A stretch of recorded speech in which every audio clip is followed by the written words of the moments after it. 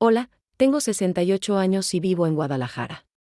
Durante 14 meses guardé un secreto que me destrozaba el alma. Descubrí que mi propia hija había robado la identidad de mi nieta desde que ella tenía solo 12 años, usándola para conseguir préstamos, propiedades, hasta una vida entera en Estados Unidos. Tuve que elegir entre proteger a mi nieta o guardar silencio para no destruir a la familia. El día que subí al estrado del tribunal y dije la verdad frente a todos, el silencio fue tan profundo que solo se escuchaban mis lágrimas.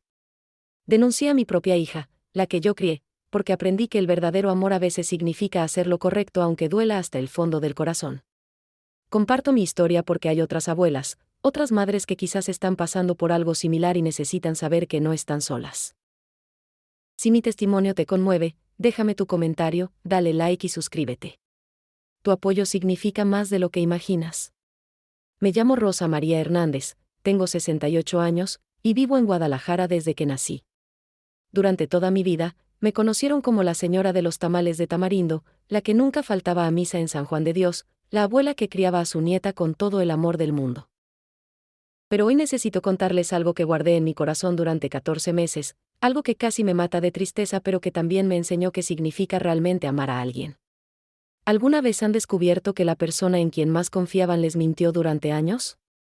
¿Han sentido como el piso se abre bajo sus pies y todo lo que creían saber se convierte en humo?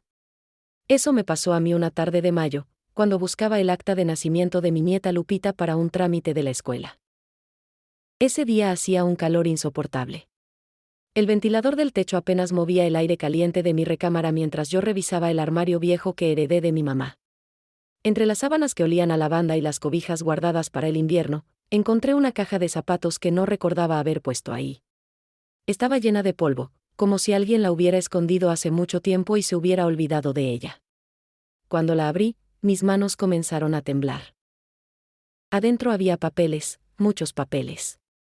Contratos bancarios, solicitudes de préstamos, escrituras. Todos firmados con el nombre de mi Lupita, mi nieta de 22 años.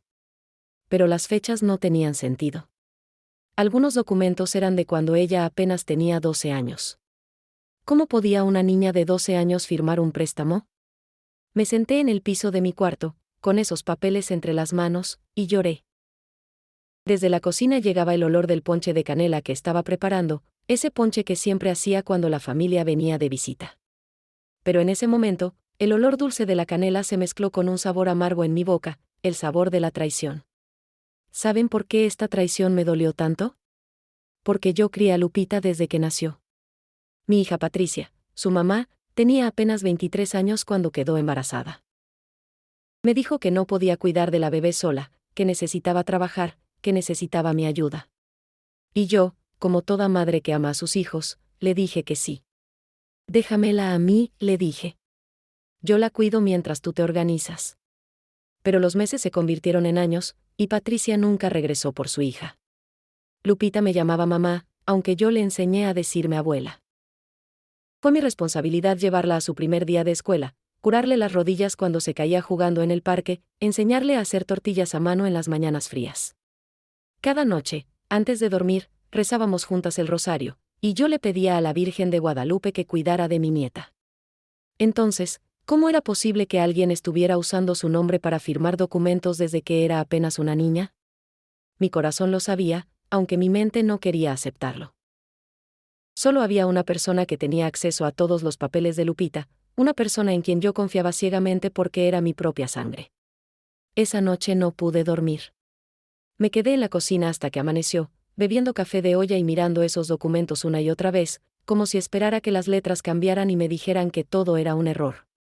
Pero no era un error. Era real, tan real como el dolor que sentía en el pecho. Al día siguiente, sin decirle nada a nadie, fui al registro civil. El señor que me atendió era un hombre mayor, con lentes gruesos y una paciencia que solo tienen las personas que han trabajado muchos años con el público. Le mostré algunos de los documentos y le pregunté si podía verificar cuántas veces habían solicitado papeles a nombre de mi nieta. Se puso los lentes, revisó su computadora durante lo que me pareció una eternidad, y finalmente me miró con una expresión que nunca voy a olvidar. Era una mezcla de lástima y preocupación. Señora, me dijo con voz suave, aquí hay un registro de múltiples solicitudes durante los últimos 10 años. actas de nacimiento, constancias, certificados. Todos solicitados por la misma persona. ¿Quién?, pregunté, aunque ya sabía la respuesta. Patricia Hernández Ruiz. Su hija, según los registros. Sentí que mis piernas dejaban de sostenerme. Tuve que apoyarme en el mostrador de madera gastada, ese mostrador donde tantas personas habían apoyado sus esperanzas y sus tristezas. El ventilador del techo giraba lentamente, moviendo el aire caliente de mayo, pero yo sentía frío, mucho frío. Salí de ahí sabiendo que mi vida había cambiado para siempre. Ya no era solo Rosa María, la señora de los tamales. Ahora era Rosa María, la mujer que tendría que tomar la decisión más difícil de su vida, cómo proteger a su nieta sin destruir a su propia hija. Pasé una semana entera sin decir nada. Una semana donde cada comida que preparaba me sabía a ceniza, donde cada rosario que rezaba se sentía pesado en mis manos. ¿Cómo confrontar a tu propia hija? ¿Cómo acusar a la persona que cargaste en tu vientre durante 9 meses? Pero tenía que hacerlo. Por Lupita, por mi nieta que confiaba en mí, tenía que encontrar las fuerzas. Decidí que sería después de la misa del domingo. Siempre íbamos juntas a San Juan de Dios, Patricia y yo. Era nuestra tradición, algo que habíamos hecho juntas desde que ella era pequeña. Ese domingo, el padre Martín habló sobre la verdad en su homilía. La verdad nos hace libres, dijo desde el púlpito, aunque a veces duela más que cualquier mentira. Sentada en la banca de madera que mi familia ocupaba desde hace 30 años, escuchando esas palabras, supe que era una señal. Dios me estaba diciendo que había llegado el momento de hablar, sin importar cuánto me doliera. Después de la misa, le pedí a Patricia que viniera a la casa. Necesito hablar contigo, le dije. Es importante. Ella aceptó, aunque vi en sus ojos algo extraño, como si ya supiera que algo andaba mal. Nos sentamos en el patio, bajo las bugambilias moradas que mi esposo plantó hace más de 20 años, antes de que el Señor se lo llevara. Esas flores habían visto tantas celebraciones familiares, tantas risas, tantos abrazos. Pero ese día iban a ser testigos de algo muy diferente. Mamá, ¿qué pasa?, me preguntó Patricia, nerviosa. Se retorcía las manos como hacía de niña cuando sabía que había hecho algo malo. Saqué los documentos de la caja y los puse sobre la mesa de hierro forjado. El viento de la tarde movió algunos papeles, pero yo los sostuve con firmeza. Necesito que me expliques esto, le dije, tratando de mantener mi voz tranquila aunque por dentro estaba temblando. Patricia se quedó muda. Sus ojos saltaban de un documento a otro, y vi cómo su cara cambiaba de color, primero roja, luego blanca como la calorías. Mamá, yo puedo explicarte, empezó a decir, pero su voz se quebraba. ¿Explicarme qué? ¿Qué has estado usando el nombre de tu hija para hacer trámites durante 10 años? ¿Qué firmaste préstamos con su identidad cuando ella era apenas una niña? Cada palabra me quemaba la garganta. Nunca había hablado así a ninguno de mis hijos. Era por necesidad, mamá. Tú no entiendes. Yo tenía problemas, necesitaba dinero, y pensé que podía arreglarlo rápido. Solo iba a ser una vez, te lo juro. Una vez. Aquí hay documentos de 10 años, Patricia. 10 años mintiéndome, 10 años usando a tu propia hija. Ella empezó a llorar, pero yo ya no podía consolarla como hacía antes. Iba a devolverlo todo, mamá. Iba a arreglarlo. Solo necesitaba más tiempo. ¿Más tiempo para qué? ¿Para meter a Lupita en más problemas? ¿Para arruinar su futuro antes de que siquiera empiece? El cielo se estaba poniendo anaranjado, ese color hermoso que tiene Guadalajara al atardecer. Pero yo no podía ver la belleza en nada. Solo veía los papeles sobre la mesa, la prueba de que mi hija había traicionado mi confianza y, peor aún, había usado a su propia hija para beneficio personal. Hay algo más que necesito saber, le dije, recordando algo que la señora del registro civil había mencionado. ¿Qué hiciste con la casa? Patricia se quedó paralizada. ¿La casa? La casa que tu papá me dejó. La del centro, donde está la tienda de artesanías. ¿Qué hiciste con ella? El silencio que siguió fue peor que cualquier confesión. En ese silencio, supe la verdad. Mi hija había tocado lo único que me quedaba de mi esposo, el hombre que trabajó toda su vida para darnos ese patrimonio. Tuve que ponerla como garantía para un préstamo, susurró finalmente. Pero está bien, mamá.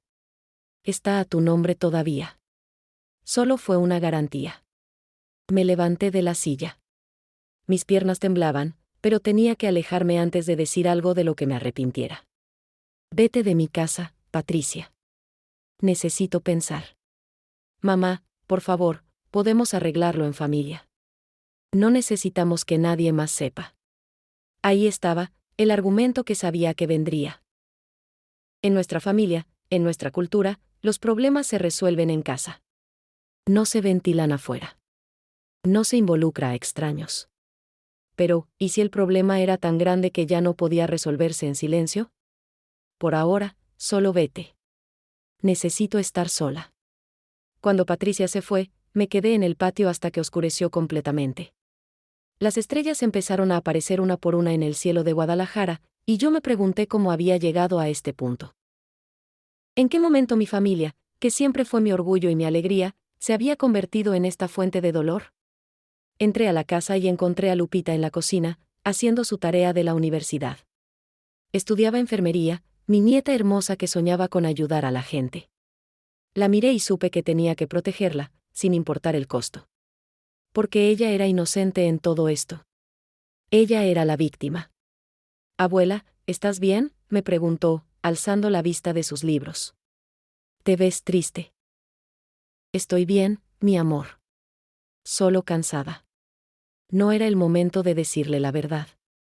Primero necesitaba entender exactamente qué tan profundo era el problema, qué tan grande era el daño. Esa noche, acostada en mi cama, mirando el crucifijo que colgaba de la pared, le pregunté a Dios qué debía hacer. Y aunque no escuché ninguna voz del cielo, en mi corazón sentí claridad. Tenía que llegar al fondo de esto, sin importar a dónde me llevara. Al día siguiente fui a la parroquia.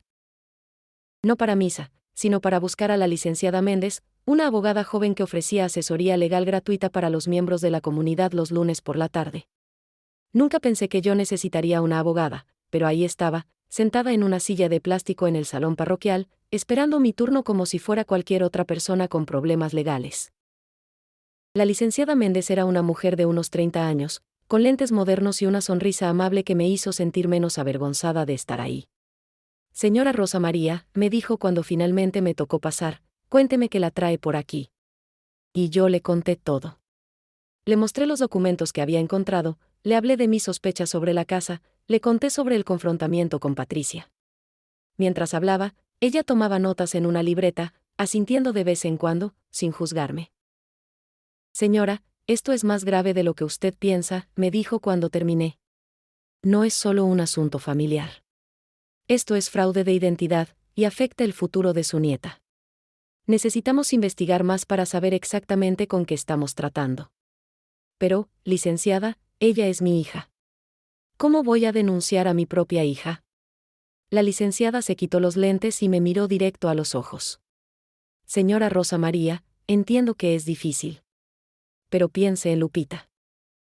Si estos documentos están a su nombre, significa que legalmente ella es responsable de esas deudas. Cuando ella quiera rentar un apartamento, comprar un carro, o pedir un préstamo para seguir estudiando, va a tener problemas.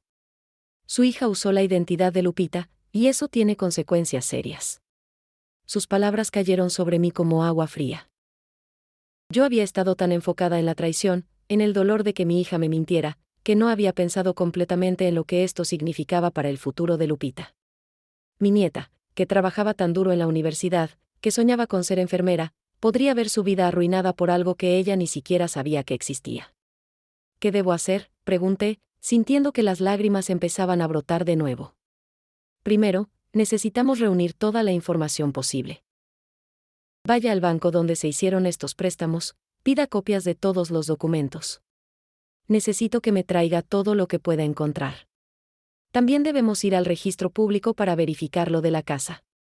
Si su esposo le dejó esa propiedad en su testamento, necesitamos asegurarnos de que todavía está a su nombre. Durante las siguientes semanas, me convertí en detective de mi propia vida.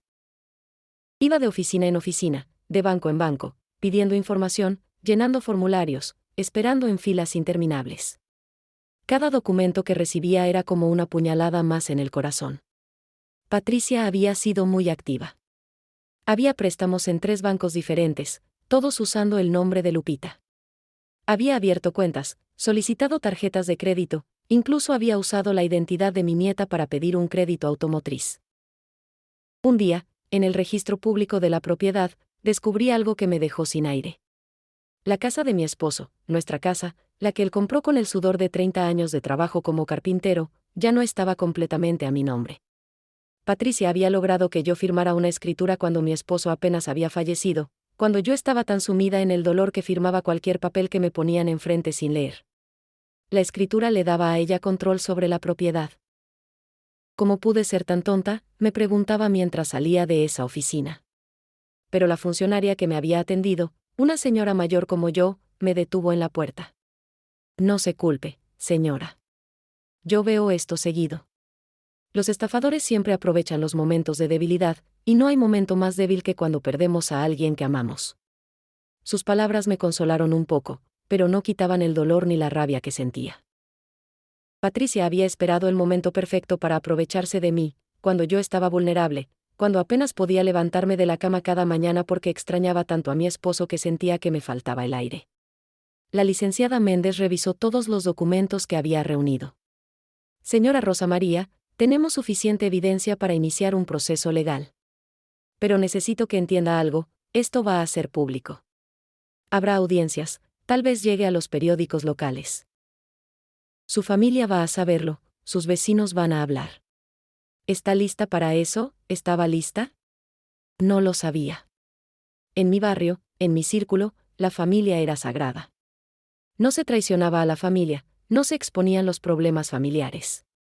Pero entonces pensé en Lupita, en mi nieta inocente que no sabía nada de esto, y supe que tenía que ser fuerte por ella. Estoy lista, le dije, aunque mi voz temblaba. Pero primero necesito hablar con Lupita. Ella tiene derecho a saber lo que está pasando. Esa conversación con mi nieta fue una de las más difíciles de mi vida. Nos sentamos en la cocina, con tazas de chocolate caliente entre las manos, y le conté todo. Vi cómo sus ojos se llenaban de lágrimas, cómo su rostro mostraba confusión, dolor, incredulidad. ¿Mi mamá hizo eso?, preguntó, con voz de niña pequeña. ¿Por qué? No lo sé, mi amor. A veces las personas hacen cosas malas, incluso las personas que amamos. Lupita lloró en mis brazos como cuando era pequeña y se caía en el patio. Pero estas lágrimas eran diferentes. Eran lágrimas de una adulta que acababa de descubrir que el mundo no era tan simple como pensaba.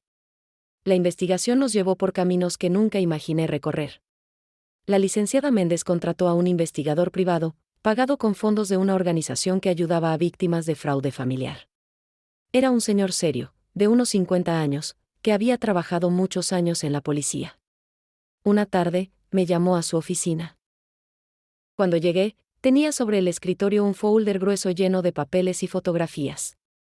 Señora Hernández, necesito mostrarle algo, pero le advierto que va a ser difícil de ver. Abrió el folder y empezó a sacarme fotografías. Eran de Patricia, pero en lugares que yo no conocía. Una casa bonita en un fraccionamiento que no era de Guadalajara. ¿Conoce esta casa?, me preguntó. Negué con la cabeza. Está en San Diego, California. Su hija ha estado viviendo allá parte del tiempo durante los últimos 5 años. Y aquí está lo interesante, sacó más documentos, allá se hace pasar por Lupita. ¿Qué? No podía creer lo que estaba escuchando. Tiene identificaciones a nombre de su nieta. Abrió negocios allá usando esa identidad. Como la diferencia de edad entre ella y Lupita no es tan grande, y con un poco de maquillaje y tinte de cabello, puede pasar por una mujer de 20 y tantos años. Me sentí mareada. Esto ya no era solo usar el nombre de Lupita para pedir préstamos. Mi hija estaba viviendo una doble vida, literalmente pretendiendo ser otra persona. ¿Cómo es posible que nadie se diera cuenta? Los documentos falsos son mejores de lo que uno piensa. Y cuando alguien es convincente, la gente no hace preguntas. Su hija es inteligente, señora. Solo que usó su inteligencia para algo malo. El investigador me mostró más cosas. Extractos bancarios que mostraban que Patricia había estado transfiriendo dinero entre México y Estados Unidos. Contratos de arrendamiento, facturas, toda una vida construida sobre la identidad robada de mi nieta. Hay algo más, dijo el investigador, y su tono se volvió más suave, como si supiera que lo que iba a decir me iba a doler especialmente. Encontramos algo sobre Lupita que tal vez usted debería saber. Sacó un documento viejo, amarillento por los años. Era un acta de nacimiento, pero no la de Lupita que yo conocía. Su nieta no es hija biológica de Patricia, me dijo. Fue registrada como tal, pero la madre biológica es una prima de Patricia, de nombre Mónica Vega. El mundo se detuvo. Durante 22 años, yo había creído que Lupita era mi nieta de sangre. Durante 22 años, había cuidado de ella pensando que llevaba la sangre de mi hijo que murió antes de nacer, pensando que era la continuación de mi familia. Y ahora me decían que no había lazo biológico. ¿Dónde está esa prima? Mónica, pregunté, aún en shock.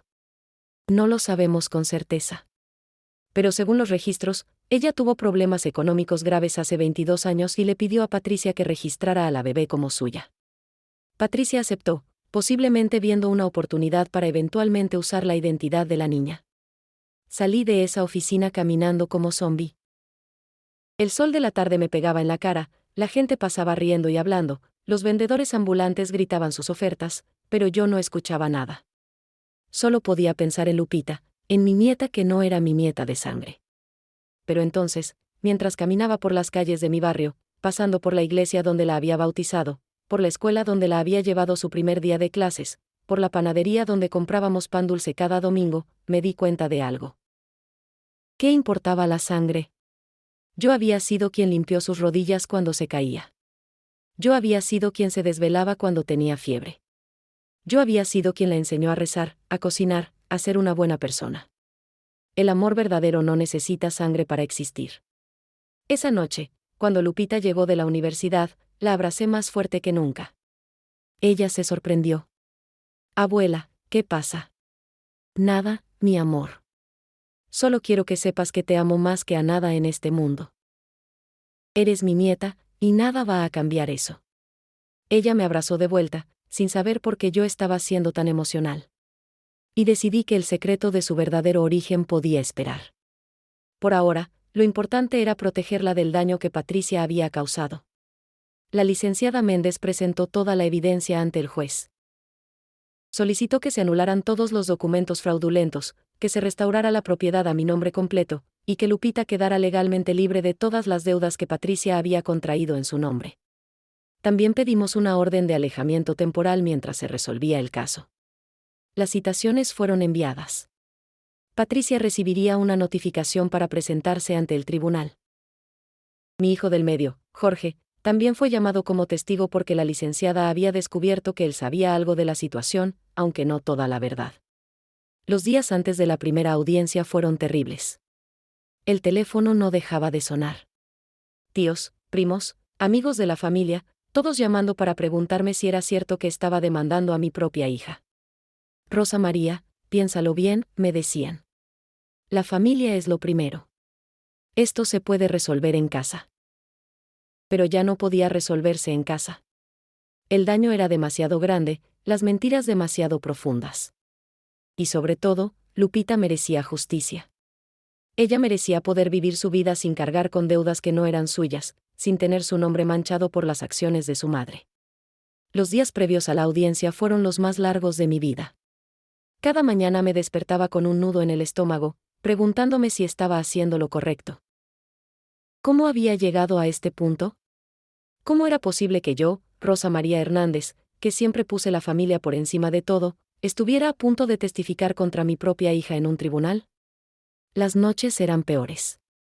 Me quedaba despierta hasta la madrugada, acariciando las cuentas gastadas de mi rosario, ese mismo rosario que mi madre me dio cuando me casé. Rezaba por sabiduría, por fuerza, por perdón. Pero sobre todo, rezaba porque esto terminara pronto y pudiéramos sanar de alguna manera. Una tarde, don Héctor, el señor que vendía elotes en la esquina desde hace 30 años, se acercó a mi puerta. Señora Rosa María, me dijo, quitándose su sombrero viejo, necesito decirle algo que vi hace unos años, algo que tal vez sea importante. Lo invité a pasar y le serví un vaso de agua de Jamaica. Él se sentó en la sala, nervioso, girando su sombrero entre las manos. Hace como 3 años, Vi a su hija Patricia varias veces con unos señores de traje. Se reunían en el café de la esquina, el que está junto a la panadería. Yo nunca le dije nada porque pensé que no era mi asunto, pero siempre me pareció raro. Los señores traían papeles, muchos papeles, y su hija firmaba cosas. Una vez escuché que hablaban de una propiedad. ¿Por qué me dice esto ahora, don Héctor? Porque en el barrio todos están hablando del juicio, señora.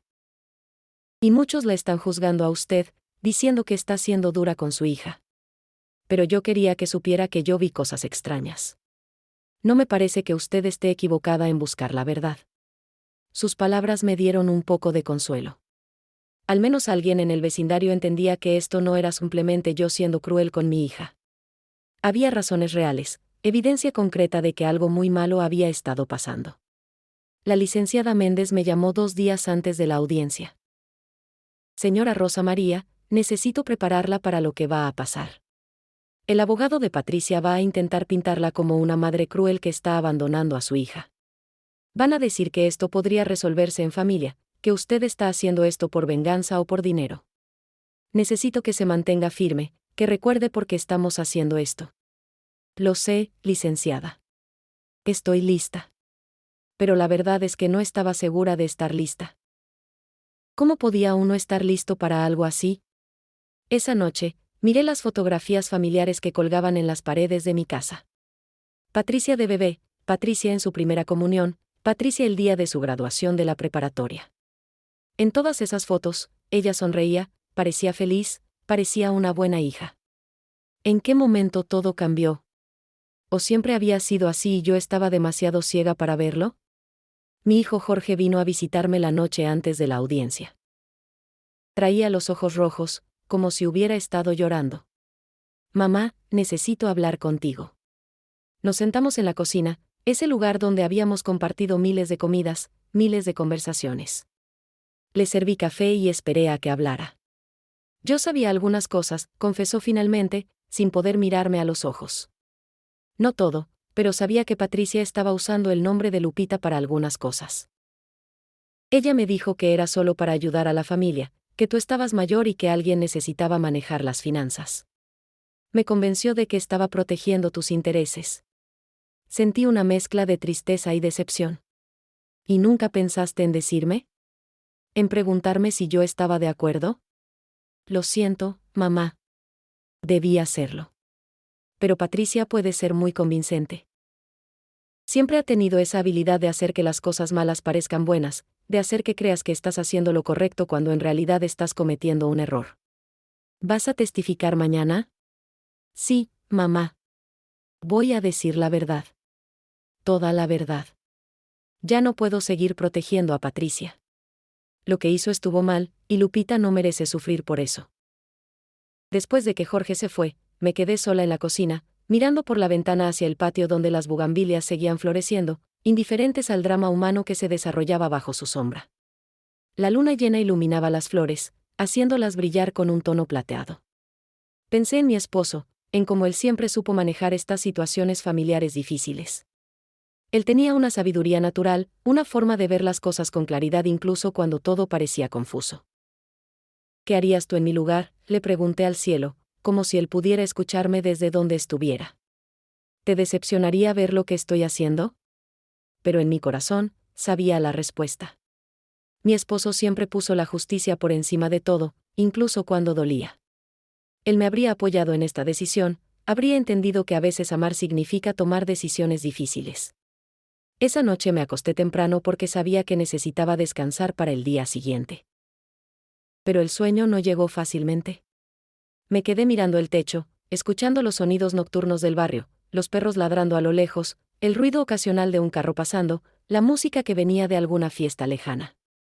Y entonces, justo antes del amanecer, finalmente me quedé dormida, soñando con días más simples, cuando mis hijos eran pequeños y el mayor problema era decidir qué cocinar para la cena.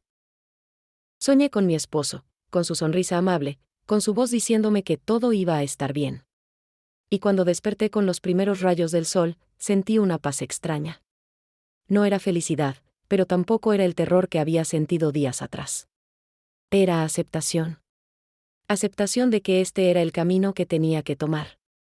Me levanté a las 5 de la mañana. Afuera todavía estaba oscuro, pero yo ya no podía seguir en la cama. Preparé café en la estufa, ese café de olla con canela y piloncillo que siempre me reconfortaba. El aroma llenó la cocina, y por un momento, solo un momento, pude fingir que era un día normal. Pero no era un día normal. Era el día en que tendría que sentarme en un tribunal y contar mi historia frente a extraños, frente a mi familia, frente a mi hija. Lupita se despertó temprano también. La encontré en la cocina conmigo, con su uniforme de la universidad ya puesto. Tenía clase después de la audiencia y había insistido en mantener su rutina normal. No voy a dejar que esto arruine mi vida, abuela, me había dicho. Mi nieta fuerte, mi nieta valiente. ¿Estás segura de que quieres venir?, le pregunté por centésima vez. No tienes que estar ahí si no quieres. Sí tengo que estar ahí. Es mi nombre el que fue usado, mi identidad. Tengo derecho a ver cómo se hace justicia. La licenciada Méndez pasó por nosotras a las 7 de la mañana. Traía su traje formal y un maletín lleno de documentos. En el carro, repasamos una vez más lo que iba a pasar. Van a llamarla al estrado, señora Rosa María. El juez le va a pedir que cuente su historia. Sea honesta, sea clara, y sobre todo, no se deje intimidar por las preguntas del abogado de Patricia. El Tribunal de Justicia de Guadalajara era un edificio grande e imponente. Había estado ahí antes, hace muchos años, para un trámite de herencia cuando mi madre falleció. Pero esta vez era diferente. Esta vez estaba ahí como demandante contra mi propia hija. La sala de audiencias estaba llena. Vi a familiares, vecinos, gente del barrio. Algunos me miraban con simpatía, otros con juicio. Podía escuchar los murmullos, las especulaciones. ¿Cómo puede hacerle esto a su propia hija?, decía alguien. Debe haber otra manera de resolver esto, comentaba otro. Pero también estaban los que me apoyaban. Don Héctor estaba ahí, con su ropa de domingo. La señora Refugio, que vendía tamales en el mercado, me había traído un rosario bendecido. Para que la Virgen te dé fuerza, me dijo, apretando mi mano. Patricia entró a la sala con su abogado. No me miró. Se sentó del otro lado, con la cabeza baja, vestida muy formal, como si eso pudiera borrar todo lo que había hecho. Por un momento, solo un momento, sentí lástima por ella. Era mi hija, después de todo. La había cargado en mi vientre, la había criado con amor. ¿Cómo había llegado a esto? El juez entró y todos nos pusimos de pie. Era un hombre de unos 60 años, con cabello blanco y una expresión seria pero no cruel. Se sentó, revisó algunos papeles, y finalmente miró hacia donde estábamos la licenciada Méndez, Lupita y yo. Procederemos con el caso Hernández versus Hernández, dijo con voz clara. Este es un caso de presunto fraude de identidad y mal manejo de propiedades familiares. Escucharemos primero el testimonio de la demandante, señora Rosa María Hernández. Mi corazón latía tan fuerte que pensé que todos en la sala podían escucharlo. La licenciada Méndez me tocó el brazo suavemente, animándome. Me levanté, caminé hacia el estrado de testigos, y puse mi mano sobre la Biblia para jurar decir la verdad. ¿Jura decir la verdad, toda la verdad, y nada más que la verdad?, preguntó el secretario del tribunal. Sí, lo juro, respondí, y mi voz sonó más firme de lo que me sentía. El juez me pidió que contara mi historia desde el principio. Y así lo hice. Les hablé del día en que encontré la caja de zapatos, de mi visita al registro civil, del confrontamiento con Patricia. Les hablé de la casa, de los préstamos, de todo lo que la investigación había revelado. Mientras hablaba, podía ver las caras de la gente en la sala. Algunos asentían con comprensión, otros parecían escandalizados. Patricia seguía con la cabeza baja, sin mirarme. Jorge, mi hijo, tenía lágrimas en los ojos. El abogado de Patricia se levantó para interrogarme. Era un hombre joven, con traje caro, que hablaba con esa confianza que tienen los abogados que se creen muy listos. Señora Hernández, ¿no es cierto que usted autorizó a su hija a manejar sus asuntos financieros? Nunca autoricé a Patricia a usar el nombre de mi nieta para hacer préstamos. Pero firmó documentos dándole poder sobre la propiedad, ¿no es así? Firmé papeles cuando mi esposo acababa de morir, cuando yo apenas podía pensar. Patricia aprovechó mi dolor. ¿No será que usted está confundida, que con su edad no recuerda bien las cosas? Esa pregunta me molestó. Joven, le dije, mirándolo directamente, mi edad no tiene nada que ver con esto. Tengo 68 años, no 80. Sé perfectamente lo que pasó. Y sé que mi hija mintió, robó la identidad de su propia hija, y usó mi dolor para aprovecharse de mí. Hubo murmullos en la sala. El juez golpeó su mazo pidiendo silencio. El abogado intentó hacerme más preguntas, tratando de confundirme, de hacerme ver como una anciana vengativa. Pero yo me mantuve firme, respondiendo cada pregunta con la verdad. Cuando finalmente terminó mi testimonio, me sentía exhausta pero también aliviada. Había dicho mi verdad. Ya no estaba atrapada en el silencio, en guardar el secreto de la traición de mi hija para proteger a la familia. Después de mi testimonio, la licenciada Méndez llamó a otros testigos. El primero fue el funcionario del registro civil, el señor de lentes gruesos que me había atendido aquella primera vez. Él explicó al juez cómo había múltiples solicitudes de documentos a nombre de Lupita, todas hechas por Patricia, durante más de 10 años. Es inusual ver tantas solicitudes, dijo, mostrando los registros. Y lo que llamó mi atención fue que algunas de estas solicitudes fueron hechas cuando la menor de edad en cuestión tenía solo 12 años. Una niña de 12 años no puede solicitar estos documentos por sí misma. El siguiente testigo fue don Héctor, el vendedor de elotes.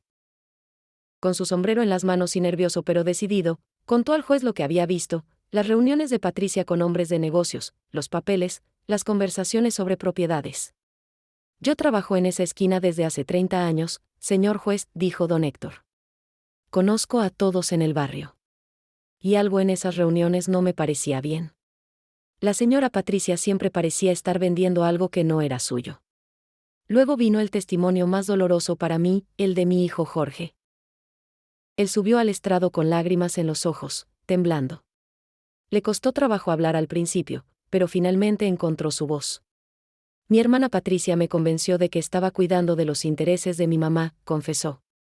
Me dijo que mamá estaba mayor, que necesitaba ayuda con las finanzas, que ella estaba protegiéndola.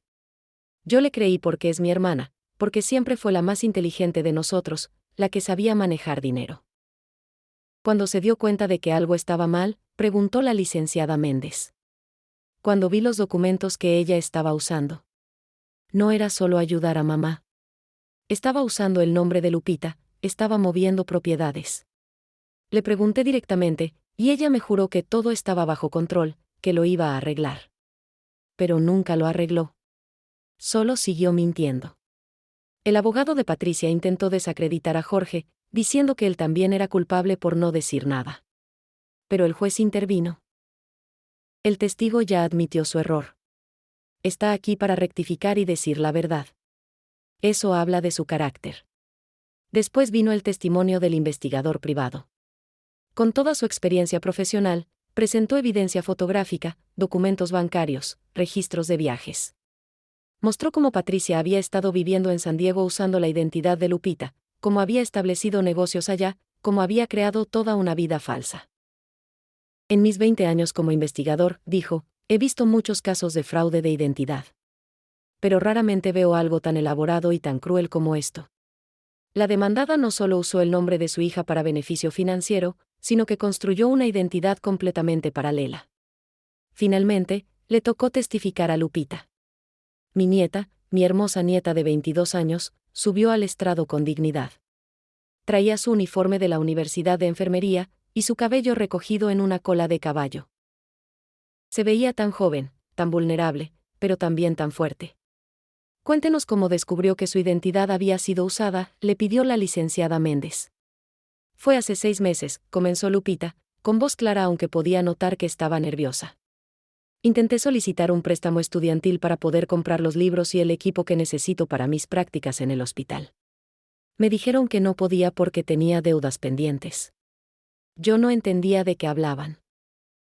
Nunca había pedido un préstamo en mi vida. ¿Qué hizo entonces? Pedí mi reporte de crédito.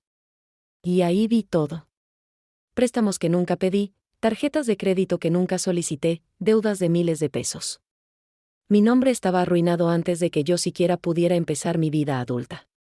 Lupita se limpió las lágrimas que comenzaban a caer. lo peor no es el dinero. Lo peor es la traición. Mi mamá, la persona que debería protegerme, me usó. Me robó mi identidad, mi futuro. Y yo ni siquiera lo sabía. ¿Cómo te hace sentir eso?, preguntó la licenciada. Vacía. Traicionada. Como si no pudiera confiar en nadie. Si tu propia madre puede hacerte esto, ¿en quién puedes confiar? El abogado de Patricia intentó interrogar a Lupita, pero fue cuidadoso. Incluso él parecía entender que atacar a una joven víctima no le haría bien a su caso. Le preguntó si ella había notado algo extraño en el comportamiento de su madre a lo largo de los años. Siempre pensé que era raro que mi mamá viajara tanto a Estados Unidos, respondió Lupita. Decía que era por trabajo, pero nunca quiso decirme exactamente qué tipo de trabajo. Ahora entiendo que estaba viviendo otra vida allá, usando mi nombre, pretendiendo ser yo. Cuando Lupita bajó del estrado, fui hacia ella y la abracé fuerte. Lo hiciste muy bien, mi amor, le susurré. La audiencia continuó con testimonios de expertos bancarios, de funcionarios de migración que confirmaron que Patricia había cruzado la frontera usando documentos a nombre de Lupita, de vecinos que testificaron sobre el comportamiento extraño de Patricia.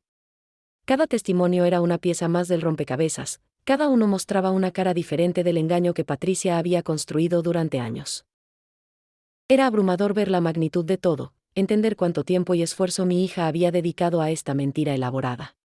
Pero lo que más me impactó fue el testimonio de la señora Refugio, la vendedora de tamales del mercado. Ella contó cómo Patricia había intentado involucrarla en un esquema similar, pidiéndole los documentos de su hija. Le dije que no, que eso no estaba bien, testificó la señora Refugio. Y desde ese día, la señora Patricia dejó de hablarme. Ahora entiendo por qué. El juez escuchó todo con atención, tomando notas, haciendo preguntas ocasionales. Y yo, sentada en esa sala, rodeada de evidencia de la traición de mi hija, sentía una mezcla de tristeza y alivio. Tristeza por lo que había perdido, pero alivio de que finalmente la verdad estaba saliendo a la luz. Llegó el momento que había estado temiendo, Patricia tendría que testificar. Vi cómo se levantaba de su asiento y caminaba hacia el estrado. Se movía lentamente, como si cada paso le costara trabajo. Cuando finalmente se sentó, alzó la vista y por primera vez en todo el día, nuestros ojos se encontraron. En su mirada vi miedo, vergüenza, pero también algo de desafío. Su abogado comenzó con preguntas suaves, tratando de presentarla como una hija preocupada que solo quería ayudar a su familia. Patricia habló con voz temblorosa sobre cómo después de que mi esposo murió, ella vio que yo estaba perdida, que no sabía cómo manejar las finanzas, que alguien necesitaba tomar control de la situación. Mi mamá estaba devastada, dijo Patricia. No comía, no dormía, apenas podía levantarse de la cama. Alguien tenía que pagar las cuentas, alguien tenía que mantener la casa funcionando. Yo solo estaba tratando de ayudar. ¿Y por qué usaste el nombre de tu hija?, preguntó su abogado. Patricia bajó la cabeza. Fue un error. Un terrible error. Necesitaba dinero para mantener la casa de mamá, para pagar por reparaciones urgentes. Mi crédito estaba malo por algunos problemas previos, así que pensé que podía usar el nombre de Lupita solo una vez. Solo para este préstamo. Iba a devolverlo rápido, antes de que ella cumpliera 18 y necesitara su crédito limpio. Pero no fue solo una vez, ¿verdad? No, admitió Patricia, y las lágrimas comenzaron a rodar por sus mejillas. Una cosa llevó a otra. Cada vez que intentaba salir del hoyo financiero, caía más profundo. Los intereses se acumulaban, necesitaba más dinero para pagar los préstamos anteriores. Fue una bola de nieve que no pude controlar. Me senté ahí escuchando su versión de los hechos, y parte de mí quería creerle. Parte de mí quería pensar que mi hija realmente había comenzado con buenas intenciones, que las circunstancias la habían llevado por mal camino. Pero entonces recordé la casa en San Diego, la identidad falsa, los años de mentiras calculadas. Esto no había sido un error. Había sido una decisión deliberada, repetida una y otra vez. La licenciada Méndez se levantó para interrogar a Patricia. Y ahí fue donde todo se desmoronó para mi hija. Señora Hernández, usted dice que usó el nombre de su hija solo por necesidad, para ayudar a su madre. ¿Puede explicar entonces por qué estableció una residencia en San Diego usando esa misma identidad? Patricia tartamudeó. Eso fue diferente. Eso fue. ¿Fue qué? ¿También una emergencia? ¿También para ayudar a su madre? La voz de la licenciada era firme pero no cruel. ¿Puede explicar por qué necesitaba una casa en Estados Unidos para ayudar a su madre que vive en Guadalajara? Pensé que podía ganar más dinero allá, trabajando con mi identidad nueva. Más dinero para pagar las deudas. O tal vez quería una vida nueva, una vida donde pudiera ser joven otra vez, donde pudiera escapar de las consecuencias de sus acciones.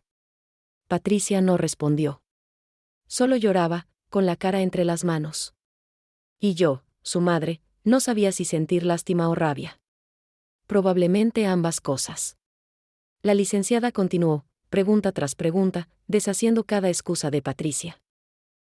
Le mostró los registros bancarios que demostraban gastos de lujo en San Diego, compras que nada tenían que ver con ayudar a la familia. Le mostró evidencia de que había estado planeando vender mi casa, la casa de mi esposo, sin mi conocimiento.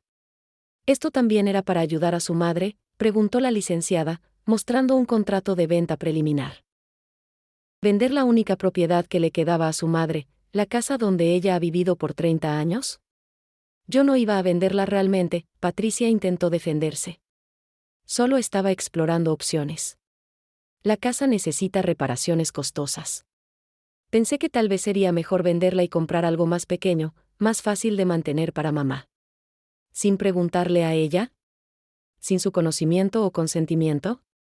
El silencio de Patricia fue más elocuente que cualquier respuesta. El juez hizo algunas preguntas también. Señora Hernández, usted parece ser una mujer inteligente, capaz. ¿Realmente espera que este tribunal crea que todo esto fue una serie de errores bien intencionados? Yo amo a mi familia, dijo Patricia entre sollozos. Todo lo que hice, lo hice porque. No pudo terminar la frase. Y quizás era porque finalmente se dio cuenta de que no había justificación, no había excusa que pudiera cubrir la magnitud de lo que había hecho. Cuando Patricia bajó del estrado, caminó de regreso a su asiento con los hombros caídos, derrotada. Y yo sentí algo extraño en mi pecho.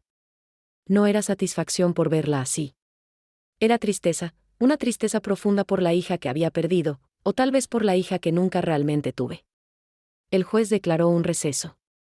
En el pasillo del tribunal, familiares y vecinos se agruparon en pequeños grupos, hablando en voz baja.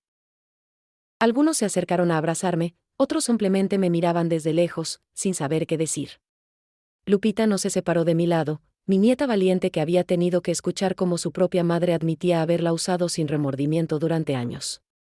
¿Estás bien?, le pregunté. No sé, abuela. Parte de mí esperaba que ella tuviera una buena razón, una explicación que hiciera sentido. Pero no la tiene, ¿verdad? No, mi amor. No la tiene. Cuando regresamos a la sala, el juez anunció que escucharía los argumentos finales de ambas partes antes de tomar su decisión. El juez pidió silencio en la sala. Después de días de testimonios, de evidencias presentadas, de lágrimas derramadas, había llegado el momento de los argumentos finales. La atmósfera en el tribunal era tensa, como si todos estuvieran conteniendo el aliento esperando el desenlace. El abogado de Patricia se levantó primero. Con su traje caro y su voz entrenada, intentó una última vez salvar el caso de mi hija.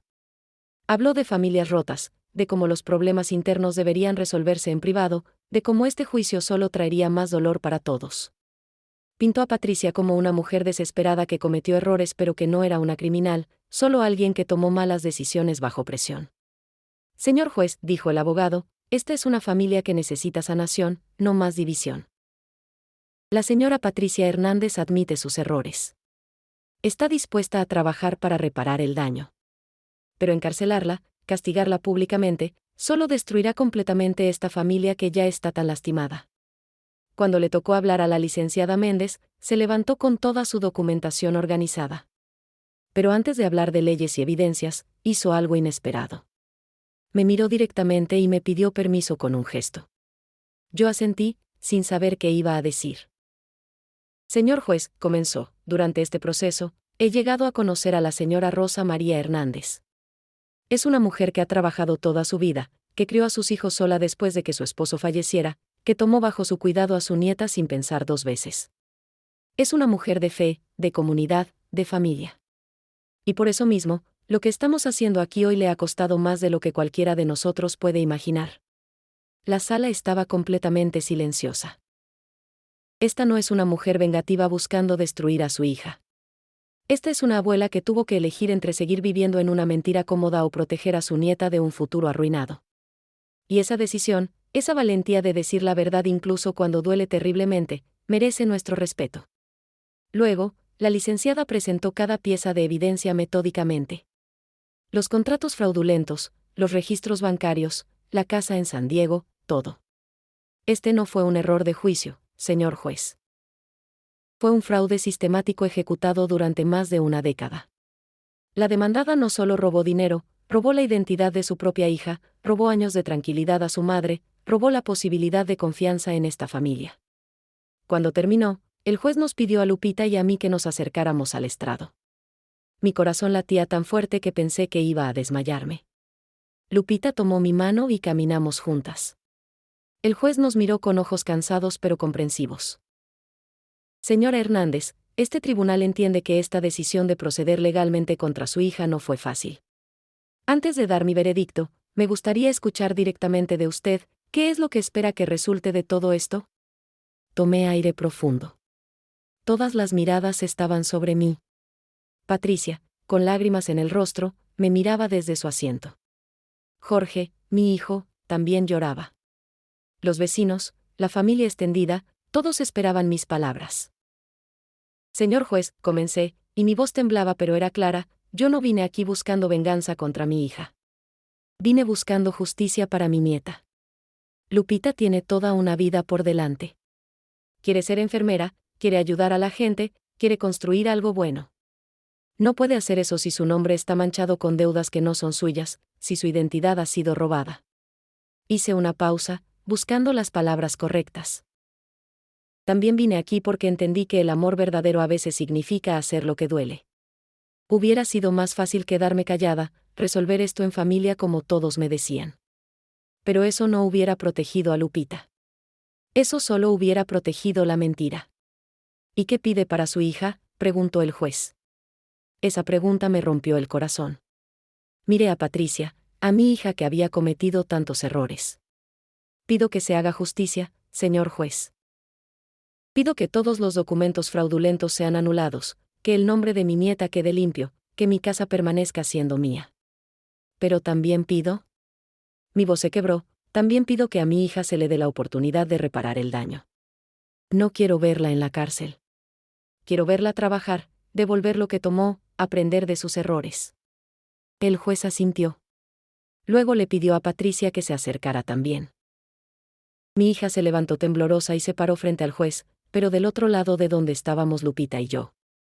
Señora Patricia Hernández, dijo el juez con voz solemne, después de revisar toda la evidencia presentada en este caso, este tribunal encuentra que usted cometió fraude de identidad de manera sistemática y deliberada. Usó a su propia hija, una menor de edad al inicio de estos actos, para beneficio personal. También engañó a su madre, aprovechándose de su vulnerabilidad durante un momento de duelo profundo. Patricia sollozaba abiertamente. Lo siento mucho, repetía entre lágrimas. Lo siento muchísimo. Las disculpas son importantes, continuó el juez, pero no son suficientes. Las acciones tienen consecuencias. Sin embargo, este tribunal también reconoce que usted no representa un peligro violento para la sociedad, y que la verdadera víctima aquí, su hija Lupita, así como su madre Rosa María, están pidiendo una resolución que permita reparación más que solo castigo. El juez leyó su decisión. Todos los documentos fraudulentos serían anulados. La casa volvería completamente a mi nombre según el testamento original de mi esposo. Lupita quedaría libre de todas las deudas. Patricia tendría que trabajar bajo supervisión judicial para devolver todo el dinero que había tomado, con un plan de pagos establecido. También tendría que hacer servicio comunitario y asistir a terapia obligatoria. Este tribunal también ordena, añadió el juez, que la señora Patricia Hernández no tendrá acceso a ningún documento o información personal de su hija o madre sin consentimiento explícito por escrito. Violación de esta orden resultará en consecuencias penales más severas. Cuando el juez terminó de leer la sentencia, golpeó su mazo. Caso cerrado. En la sala, algunos aplaudieron, otros lloraban. Yo simplemente me quedé ahí, abrazando a Lupita, sintiendo el peso de meses de angustia finalmente levantándose de mis hombros. Los meses que siguieron al juicio fueron extraños. La vida seguía su curso normal en la superficie, pero todo había cambiado de manera fundamental. Cada mañana me despertaba en mi casa, la casa que ahora sabía que era verdaderamente mía, y sentía una mezcla de alivio y tristeza que no sabía cómo explicar. Lupita floreció después del juicio. Sin el peso de las deudas falsas sobre sus hombros, pudo enfocarse completamente en sus estudios. La universidad le otorgó una beca completa cuando supieron su historia, y ella se dedicó a sus clases de enfermería con una pasión renovada. Verla llegar cada tarde con sus libros, contándome sobre sus días en el hospital donde hacía prácticas, me llenaba el corazón de orgullo. Hoy ayudé a un paciente anciano, me contó una tarde mientras tomábamos chocolate caliente en la cocina. Estaba asustado por una cirugía, y yo le sostuve la mano y le hablé hasta que se calmó. Es tan gratificante poder ayudar así. Tu abuelo estaría tan orgulloso de ti, le dije, acariciando su cabello. Yo estoy tan orgullosa de ti. Patricia cumplía con las órdenes del tribunal. Consiguió trabajo en una oficina, y cada mes entregaba su pago establecido. A veces la veía desde lejos en el barrio, siempre con la cabeza baja, evitando las miradas. Sé que era difícil para ella, el peso de la vergüenza pública. La gente hablaba, como siempre hace en los vecindarios pequeños. Un domingo, 3 meses después del juicio, Patricia tocó a mi puerta. Era la primera vez que venía desde que todo terminó. Cuando abrí, me sorprendió ver que traía flores, un ramo de alcatraces blancos, las flores que siempre me gustaron. Mamá, dijo con voz temblorosa, sé que no tengo derecho a pedirte nada. Pero necesitaba decirte que estoy en terapia, como ordenó el juez. Y ahí he estado trabajando en entender por qué hice lo que hice, porque lastimé a la gente que más amo. La dejé entrar. Nos sentamos en la sala, con una distancia prudente entre nosotras, como dos extrañas que alguna vez fueron cercanas. ¿Y has encontrado respuestas?, le pregunté. Algunas. He aprendido que tenía tanto miedo de no ser suficiente, de no poder darle a Lupita lo que necesitaba, que pensé que el dinero y las cosas materiales podrían compensar mi ausencia. Cuando empecé a usar su nombre, me convencí a mí misma de que era por ella, para crear un futuro mejor. Pero era mentira. Era por mí, por mi ego, por mi necesidad de sentir que tenía control. Escuché sin interrumpir. Patricia lloró, se limpió los ojos, respiró profundo. Sé que probablemente nunca me perdones. No espero que lo hagas. Solo quiero que sepas que cada día trabajo en ser mejor, en merecer una segunda oportunidad, aunque sea solo para poder mirar a Lupita a los ojos algún día. ¿Le has pedido perdón a ella?, pregunté. Le escribí una carta. No sé si la ha leído. Le dije que entendería si nunca quiere verme de nuevo. Después de que Patricia se fue, encontré a Lupita en su cuarto, estudiando como siempre. Le conté sobre la visita. Mi nieta cerró su libro y me miró pensativa. La vi llegar, admitió. Por eso me quedé aquí arriba. No sé si estoy lista para hablar con ella. Y no tienes que estar lista hasta que lo estés, mi amor. El perdón no se puede forzar. ¿Tú la perdonaste?, me preguntó. Suspiré. Era una pregunta difícil. No lo sé. Algunos días siento que puedo perdonarla, que puedo entender que todos cometemos errores. Otros días, la rabia vuelve. Pero lo que sí sé es que no puedo dejar que esto consuma el resto de mi vida. He decidido elegir la paz, incluso si eso no significa olvidar. La decisión de Lupita de leer la carta de Patricia vino semanas después. Un sábado por la tarde, la encontré llorando en el patio, con papeles en las manos. La leí, me dijo. Leí su carta. La abracé mientras sollozaba. ¿Y qué sientes? Rabia. Tristeza. Pero también algo de alivio. Por fin reconoció lo que hizo. Por fin aceptó que estuvo mal. No justifica nada, pero al menos es un comienzo. Con el tiempo, Lupita aceptó ver a Patricia en sesiones de terapia familiar supervisadas. Yo no participaba en esas reuniones, pero veía cómo mi nieta volvía después, exhausta emocionalmente pero también un poco más ligera cada vez. El proceso de sanación era lento, doloroso, pero estaba pasando. La tienda de artesanías que teníamos en la propiedad del centro comenzó a prosperar de nuevo. Lupita me ayudaba los fines de semana, vendiendo bordados tradicionales y cerámicas de Talavera. Contratamos a 2 vecinas para ayudar con la producción, y el negocio se convirtió en un pequeño proyecto comunitario que daba trabajo a varias familias del barrio. Un día, mientras bordaba en el patio bajo mis bugambilias, llegó la señora Esperanza, una vecina que había estado en silencio durante todo el juicio. Se sentó a mi lado sin pedir permiso, como hacen las amigas verdaderas. Rosa María, me dijo, necesito contarte algo. Yo también tuve problemas con mi familia. Mi hijo me robó dinero durante años, y yo nunca dije nada por vergüenza. Ver tu valentía al denunciar a Patricia me dio fuerzas para finalmente confrontar a mi hijo. Hablamos, lloramos, y ahora estamos trabajando en reconstruir nuestra relación, pero basada en honestidad esta vez. Sus palabras me conmovieron profundamente. No hice nada especial, le dije. Sí lo hiciste. Elegiste la verdad sobre la comodidad. Elegiste proteger a Lupita sobre guardar las apariencias.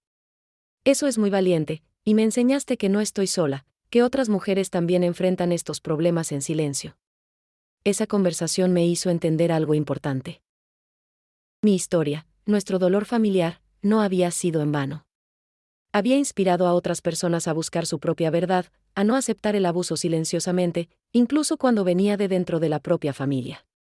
Ahora, cuando miro hacia atrás a ese día en que encontré la caja de zapatos con los documentos, cuando recuerdo el dolor de descubrir la traición, me doy cuenta de que ese momento cambió mi vida de maneras que nunca imaginé. Me enseñó que el amor verdadero no es ciego, que proteger a alguien a veces significa confrontarlos, que la lealtad familiar no puede estar por encima de la justicia. Lupita se graduará el próximo año como enfermera. Ya tiene ofertas de trabajo en 2 hospitales. Su futuro es brillante, sin las sombras de deudas falsas y identidades robadas. Y yo, a mis 68 años, he aprendido que nunca es tarde para ser valiente, para decir la verdad, para elegir el camino difícil porque es el correcto. Las bugambilias en mi patio florecen más hermosas que nunca. La casa, mi casa, está llena de vida de nuevo. Y aunque la relación con Patricia sigue siendo complicada, hay esperanza de que algún día, con mucho trabajo y honestidad, podamos encontrar alguna forma de reconciliación.